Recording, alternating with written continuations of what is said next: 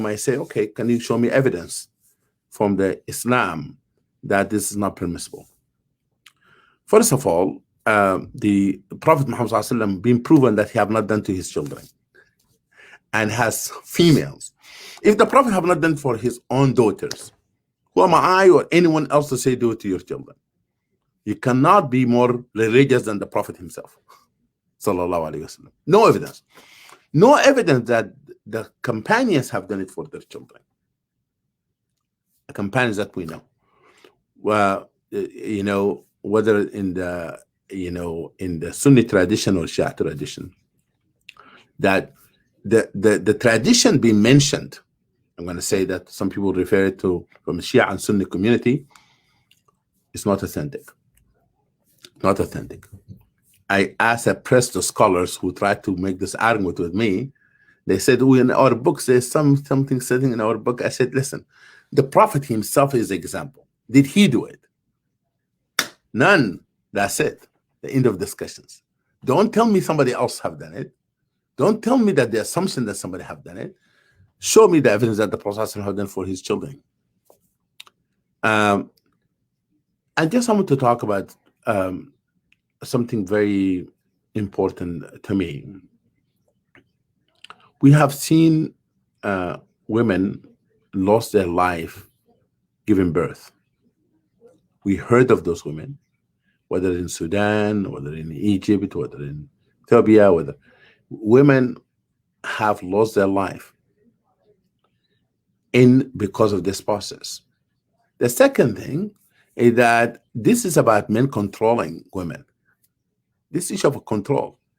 The assumption that, unfortunately, something make me very upset and sad when a person says this meant to reduce women's desire of having a relationship, or accusing women of, if they don't have this being practiced on them, they will not be women of integrity or dignity. This is really in all aspects of it, degrading of women, meant to oppress women, meant to control women, and is unacceptable. Unfortunately, there's some people make business out of this. We went to part of, you know, in the west of Sudan and places, other places in the part of the world, midwives are doing this as to earn money. Therefore, you have to look to the segment of people who made it out of business, made it like business, to tell them that, first of all, in some countries like Sudan now, it's illegal. They can be punished by the law, but also we have to find them other alternative to do the right thing rather than hurting people. And I would like just to say to everybody, if this was your own daughter and your mother who suffered to death because this happened to her, you should have think about not to speak about it in a very light manner and not to give anyone indication that this could be possibly permissible. And this, by the way, the argument that many people use, this is the secular people want to impose things on Muslims, feminists right, you know, sorry, far leftist feminist group. I'm just gonna put it all out there. If something is about human rights, it's something about safety of human being. My brothers and sisters who listen to me, don't care about what come from left or right, up or down. You have to accept it. This is about accepting the fact that we protect human life. In Islam, preserving human life is one of the most important aspects of Islamic law. Actually, the center of it.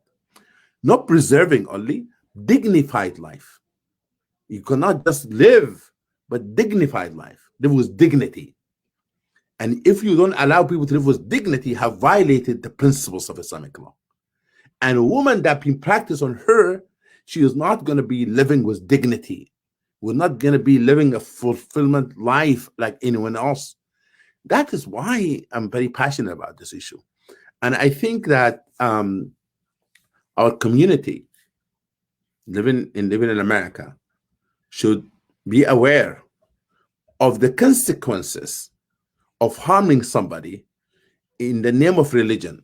These double problems. Number one, hurting any human being is considered a sin, not a reward, a sin in the eyes of God. Number two, you're gonna make people question religion. People are gonna question, create a spiritual crisis because you're justifying harm by using religion.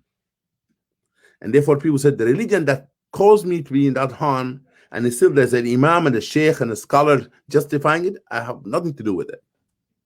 Now have a person lost all their faith because you're insisting on something that's doubtful. Even it is, even the scholars who try to debate these issues, they said it is not authentic, it is not so clear. You putting them in something doubtful to have them leave their whole religion as a whole. I'm gonna say in a very strong word and terms, if you do that to your children, you're committing a sin. You're not getting a reward. You're hurting a person, and harm in Islam is not permissible. We have all of us, we have to work to prevent harm, and that was one of the golden rules in Islamic laws: do no harm, do no harm. And I think it's also in Christianity and Judaism as well: do no harm. Thank you. Thank you, Imam Majid. And everyone in the comments are saying thank you so much. It's really refreshing to see a imam talk about this, because so often we go to our spaces and we don't see faith leaders kind of talking about FGM or FGM/C, and it's happening right in our communities, and people are looking for support and understanding coming from our faith leaders to kind of like advocate against it and raise awareness on it. So thank you so much for talking about this and bringing this to light. We do have some other questions, but I want to also first want to give the panel time to respond and either add to this as well. So please. I love listening to you, Imam Majid, every single time I have the opportunity. I think that your voice is so incredibly powerful because you're dispelling the myths that people say are supported. And you're saying, no, they're not. And it's not just me saying it. It is our teachings. It is who we are as people. And I think that is such an important message for all of us. You're right. We have to be, Mariam, you said this, we have to be talking about it, because if we don't talk about it and keep it secret, we're complicit. We think that people agree. So we need Majid, we need Mariam, Angela, Gada, Khadija, all of us to be dispelling those myths. Otherwise, people will perpetuate them, and we will not make any progress. So I thank you so much. And I just wanted to echo Karen and Imam Majid. It was great to be reconnected with all of you guys virtually now with the pandemic. But it really, I mean, it matters so much, because I was, before you joined, we were talking about, survivors and stories. And there's this whole kind of, we need to break the culture of silence. And so it takes courageous survivors and others that have gone through this to tell their stories, to break the silence. But it can be really, it's a lot. Like, it's not fun. It's not easy. I've been doing, Imam Majid, I think I hadn't even shared my own story as an FGM survivor. I think before I met you, and then afterwards I kind of became more public as an advocate. But it really, I drew a lot of strength from you, honestly, like in the early days. And it was your inspiration and example. But faith leaders like you make, like as Karen said and others, a tremendous, it's such a source of comfort and support. And also there's a lot of gaslighting that happens within the community where you're told, well, there's type 1 versus type 4. Well, you went through type 1, so that's not so bad. What's the big, it's not like more invasive forms, right, where people die. And I think your point about dignity, I think, was so powerful, because it's not about just living, right? It's like, sure, I survived, so I'm still alive, so why should I complain, right? People have had it worse. Girls, last year, a girl from Asyut, from close to Sudan, Upper Egypt, died on the, literally bled to death, right?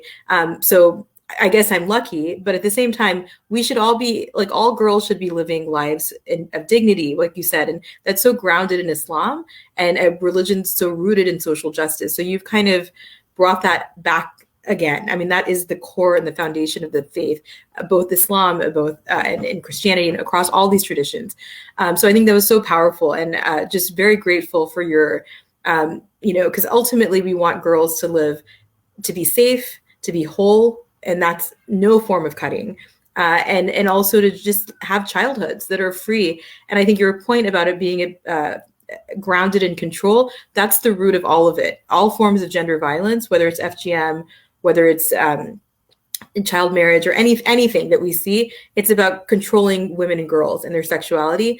And that's not part of the faith. And I think you saying that over and over with such power and such poignant kind of resonance is so incredibly important. So, I'm so grateful to Khadija with RAHMA and engaging faith leaders and creating this toolkit, because I think, I would love to see, the template of Peaceful Families Project and the work that you've done on raising awareness on domestic violence to integrate FGM into that conversation, into that space, because it's so, once you start to create these spaces and break the culture of silence, but also create these spaces within that are sustained within mosques, within community centers and elsewhere, that's where you'll start to see the generational change. And the law is the foundation, but it's very much, as you said, the beginning of the conversation, and what we're doing here is kind of the continuation. So thank you.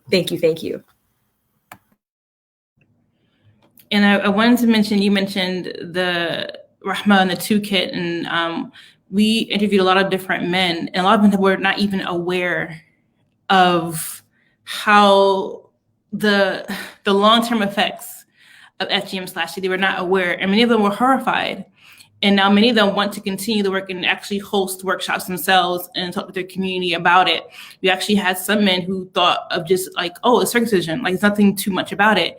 And we had to explain to them different types, and they're like, whoa, this is mutilation. We did not understand the depth of this, and that is happening to our women and our girls. And they felt more empowered to kind of continue this conversation.